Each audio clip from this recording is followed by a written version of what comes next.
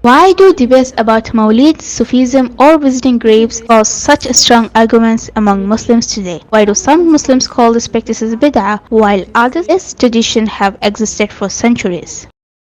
To understand why Muslims argue today about graves, Mawlid, and Sufism, we need to go back nearly 300 years ago to a political alliance that changed the Muslim world, and how religion, politics, and power became deeply connected. The Prophet ﷺ once warned about future trials emerging from the eastern region. In Sahih al-Bukhari, it's narrated that the Prophet ﷺ prayed for blessings for Sham and Yemen. When people asked about Najd, he mentioned that earthquakes and trials would rise from the region and that the horn of Shaitan would appear from that direction. Many scholars interpreted this as a warning about future fitna and conflicts emerging from that area. In the 18th century, a scholar named Muhammad ibn Abdul Wahhab began preaching a reform movement. He believed that some Muslim practices had become innovations and should be removed. Among the practices he criticized were celebrating Mawlid, visiting graves of saints, and Sufism rituals. He called for returning strictly to what he believed was a pure practice of the earliest Muslims. Before this movement, many Muslims practiced tasawwuf, the spiritual tradition of Islam.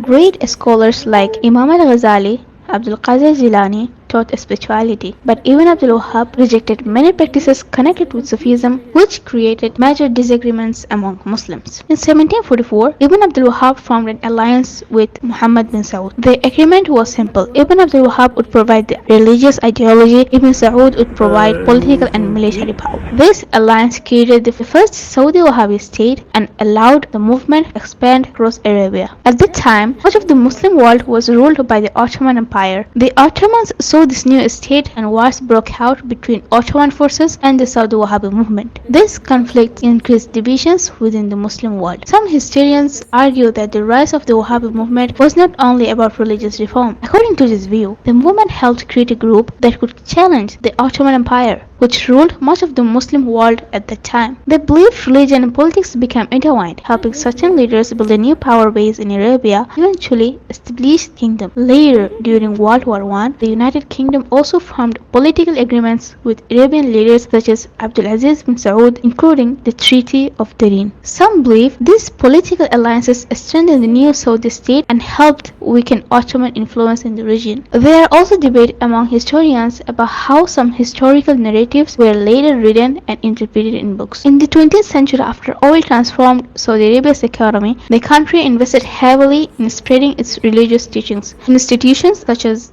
Dar es Salaam publishers distributed books and teachings around the world. Because of this global spread, debates about tasawwuf, Mawlid, visiting graves, and bid'ah became common across the Muslim world. Today, Muslims have very different views about this history. Some believe the movement purified Islam and removed innovations. Others believe it rejected important spiritual tradition and created division in the Ummah.